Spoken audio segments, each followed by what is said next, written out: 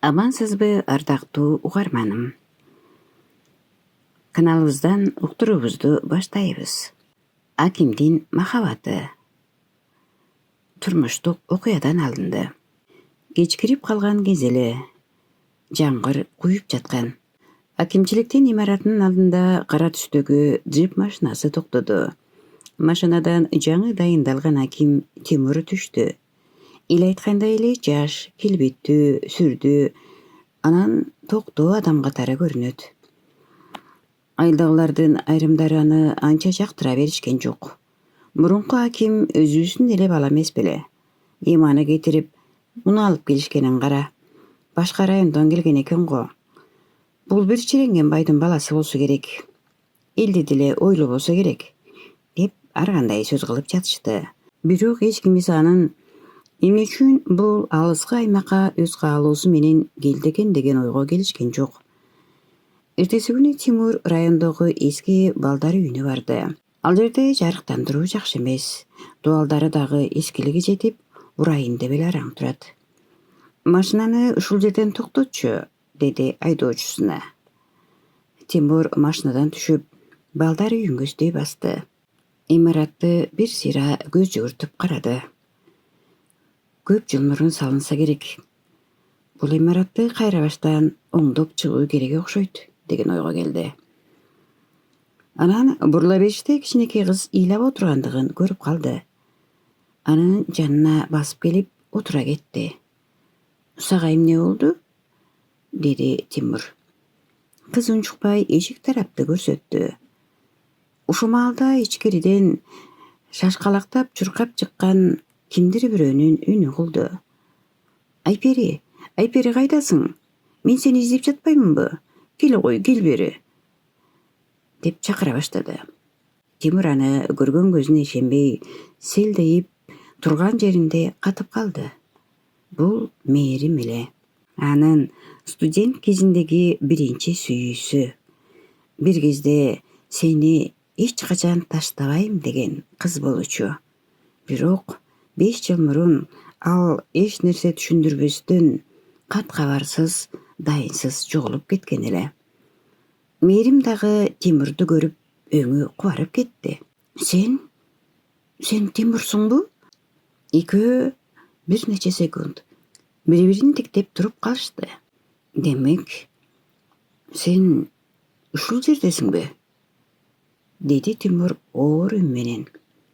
Мээрим эч нерсе дебестен кызды жетелеп алып ичкери кирип кетти. Ошол күндөн кийин Тимур тынчыктай албай калды. Эски жара кайра ачылгандай болду. Бул күнү кечинде ал машинасы менен Мээримдин үйүнүн жанына барды. Үй эски, жарыгы араң эле бүлбүлдөп күйүп турган. Тимур эшикти аярылап акырын какты. Мээрим эшикти ачып таң кала карады. Ой, эмнеге келдиң? Кирсем болобу?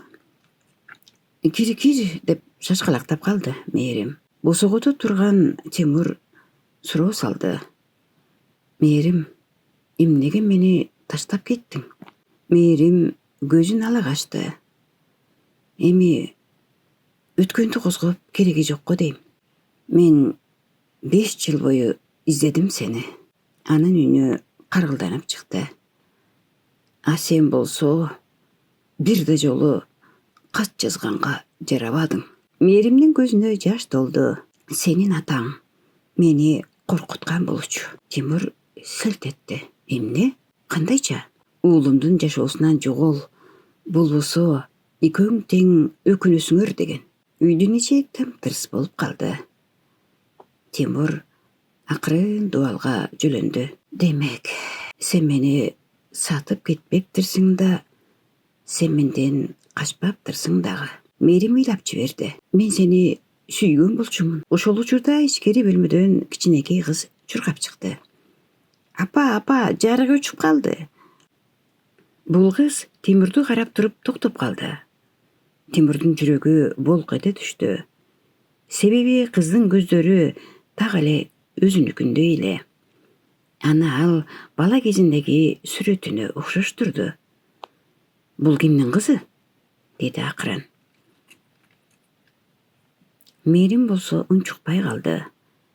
Мээрим, бул кимдин кызы деп атам. Кыз коркуп апасынын артына жашынды.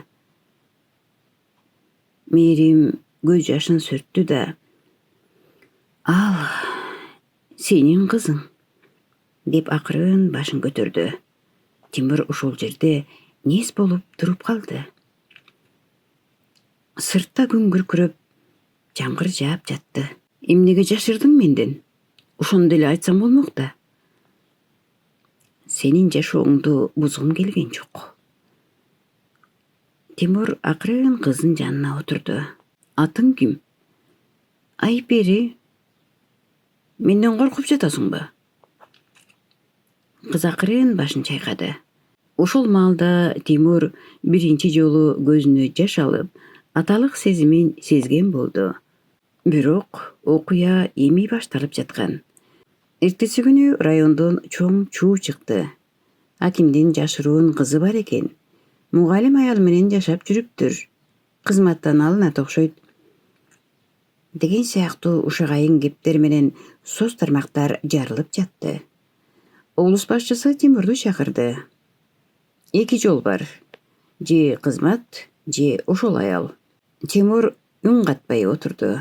Андан кийин акырын гана столго акимдин күбөлүгүн коюп: «Мен эл үчүн иштедим.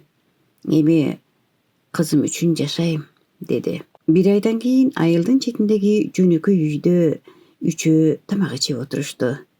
Айпери көңүлү куунак калыбында: «Ата, эми сен бизди таштабайсыңбы?» деди. Тимур кызын кучактап: «Эми эч кимди таштабайм»,